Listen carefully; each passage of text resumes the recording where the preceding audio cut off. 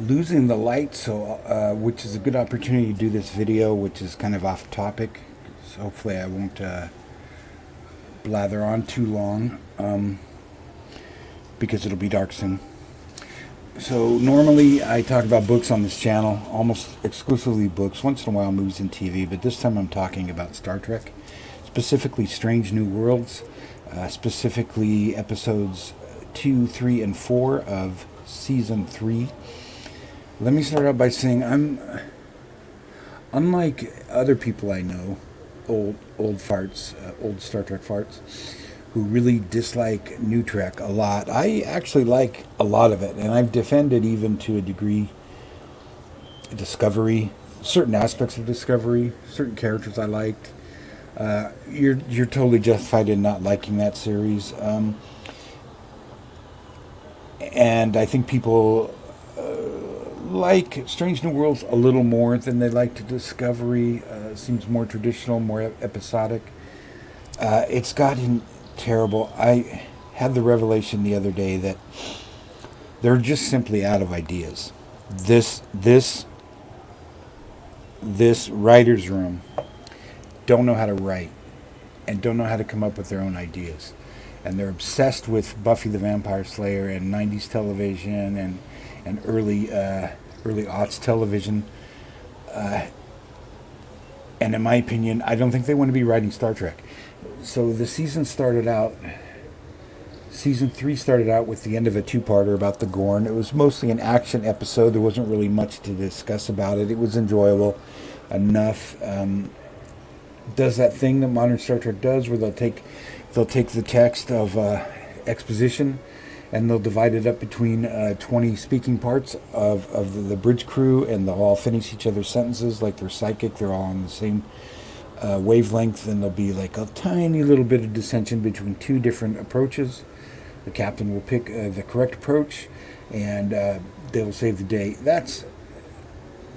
It's a bit lazy because the characters are not, the dialogue isn't given to characters in a way that really brings out their own personalities. For example, you could have the same kind of arguments between Spock, McCoy, and Kirk, but they would come out of the characters. But other than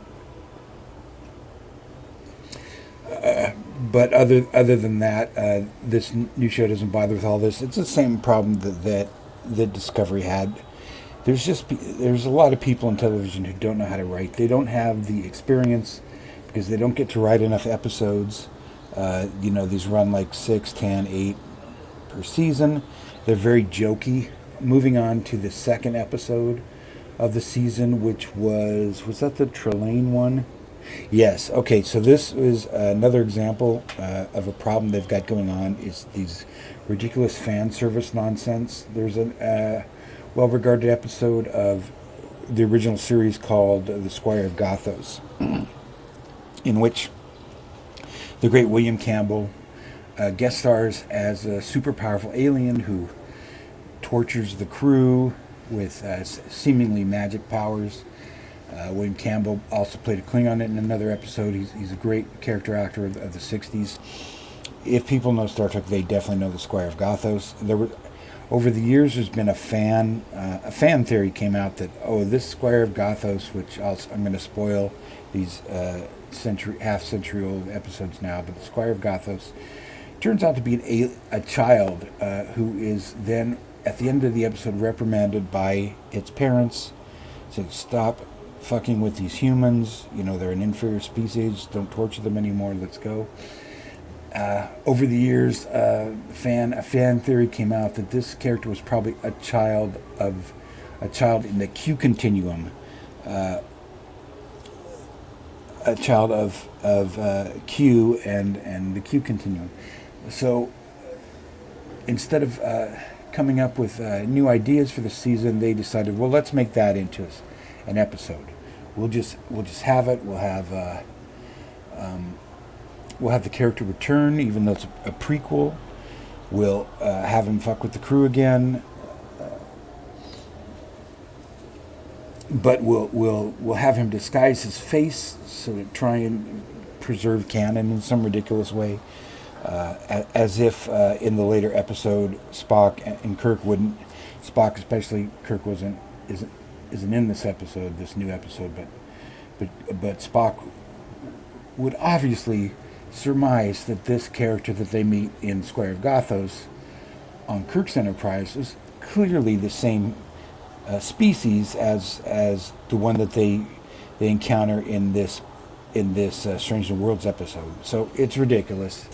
The only thing in there is have it at the end where there's an exact replica of the final scene of Square of Gothos, where the beams of light that is the parent of the alien who's doing this fake wedding bullshit.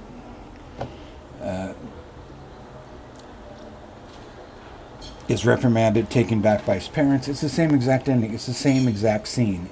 The end of the later series. It's practically a remake. Remind me to talk about remakes too. Okay, so that was bad enough. Then the next episode, they actually go to a planet. They have a mission. They have to recover some special ingredient for a cure for I forget her name. The other captain, the captain of the other ship that Pike is in a relationship with.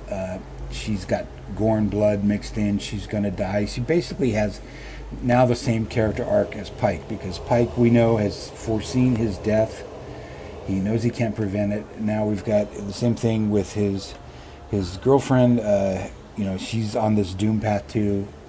They can't differentiate the characters very much anymore. They go to this planet. There's zombies on the planet.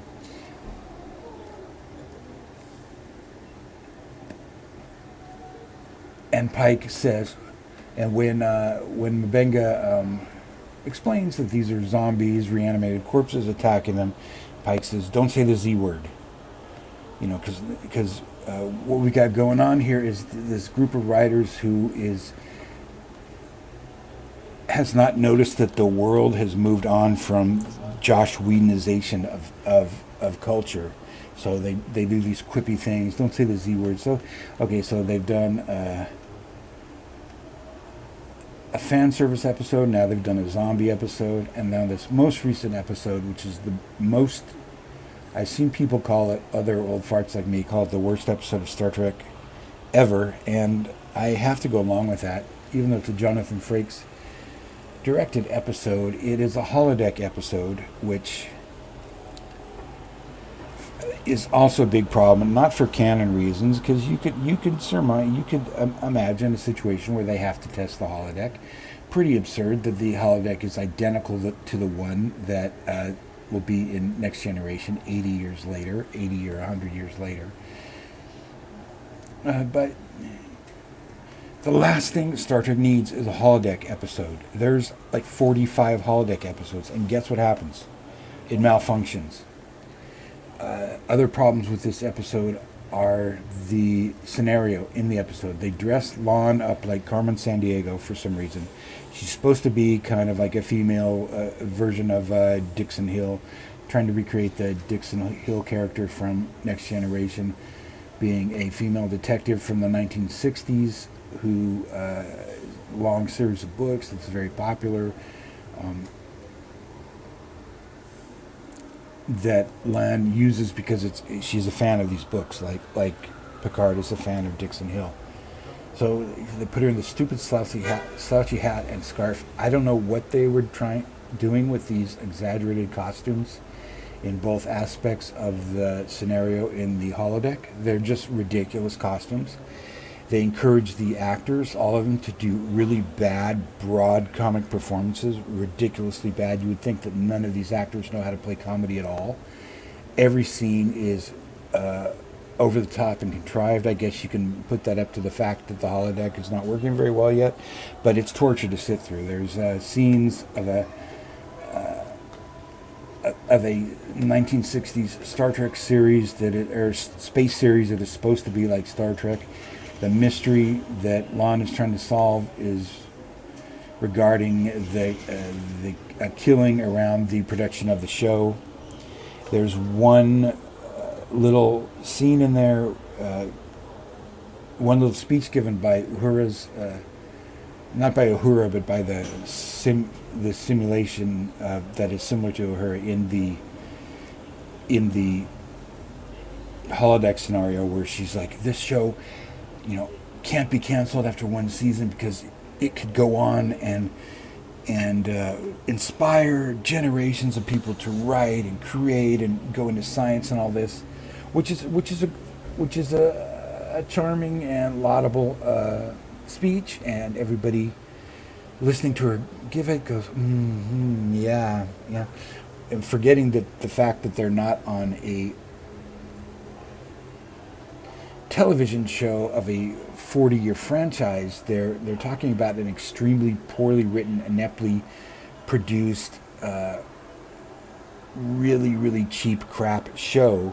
It's really a disservice to the original series. The character who plays Kirk on Strange New Worlds does this very broad William Shatner impersonation. The women crew members are dressed up in these ridiculously overwrought costumes. It's really poor set design. It's really busy, really cheap alien, much inferior to the original Star Trek show from the 60s. There's no way that a show like that would ever have had any staying power. It's very badly written. It's got really stupid phrasing on it. To be funny, it's meant for comedic purposes. The acting is terrible. It's a disservice to the show. I know they were just trying to be funny with it, but it really hurts this episode because they're really more concerned with doing a parody than they are doing a sensible scenario for what they're trying to accomplish in the series. Another big problem is it's a mystery. It's not a locked room mystery. It's what do you call it? Like an Agatha mystery, but like a closed circle mystery, meaning that one of the suspects, there's these 7 suspects. Think of the movie or the game Clue or the movie of that. It's got to be one of these suspects did the murder. It's a very poorly written murder mystery. It's very easy to solve. It's just moronic. It's not interesting, and yet it's presented to us like it's this really complex mystery to really test the nature of the holodeck, so that they can decide whether they're going to put it on the ships or not. Of course, the holodeck takes all the power from the ship. The ship almost is destroyed. Scotty has to figure out a way to communicate with the holodeck. There's another really contrived part where the Spock inside the holodeck, Lon thinks he's really Spock. He's actually a hologram of Spock, which is a big plot hole because if Spock is not really in the holodeck, then he would be outside helping Scotty solve the problem of the power drain, and he's just not shown in those scenes because that would have proved that that would have given away the big dumb reveal at the end. 2 other ridiculous things. There's a joke in here where Spock references his ancestor, the creator of Sherlock Holmes, Arthur Conan Doyle.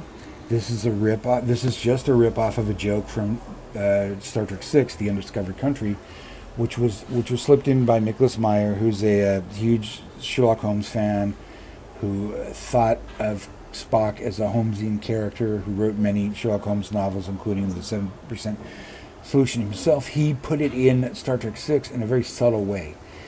Now, we have the same joke repeated in this episode with a button, on the nose. Like, I'm not going to say my ancestor was a mystery writer who created a famous character. I'm going to say he's Arthur Conan Doyle. And when they do this joke the next time, and they will in the next series, when they remake the original series, they'll have Spock say, "Yes, just like my ancestor, Arthur Conan Doyle, the creator of Sherlock Holmes, the famous 19th century character," because you can't have anything subtle. You have to hit people over the head with it. They end the episode with Spock and Lon kissing because we've got to have a new romance for Spock. This is his 3rd romance on the show after T'Pau is her name called? His fiancée from Vulcan, and Christine, who's the greatest character on the show. I love Christine Chappell. She's really the only thing that makes the show worth watching. I mean, there's some good performances. Peck does a good Spock characterization generally. But now they have a third, which is interesting because Lan already had a time travel romance with Kirk, which is one of my favorite episodes. One of the 2 or 3 episodes I can actually remember of seeing this show. Most of the episodes are extremely forgettable, but so now Kirk and Spock are both have as their past history relationships with Lon Noonien Singh, the ancestor of Khan Noonien Singh, who is the big villain of the Star Trek movie franchise. They just got to keep pulling this lore back in because they don't have any ideas of their own. Not only did they love Buffy, they did a musical episode, which was a fun episode. Next year they're doing a puppet episode because they love Joss Whedon so much they're going to turn all the characters for one episode into Muppets. This is apparently really happening. Star Trek is an adventure show. It's a science fiction adventure show, but it's mainly an adventure show. They're going out and solving difficult problems with other planets, relationships with other characters. These people who write this show want to be writing an office drama, an office comedy. At best they want to be writing Buffy or something like that. They have no idea what they're doing. I could probably let all this go, but it's so irritating to me that they've already pre-announced the cancellation of the show 2.5 years in, which shows Paramount's strong commitment to Star Trek. They've just, hey, here's a new season of the show you kind of like, and by the way, we're canceling it. And so the showrunners have been talking about rebooting the original series. Like, this series will end with Pike ending his command, Kirk taking command of the refurbished Enterprise, which will have double the size crew.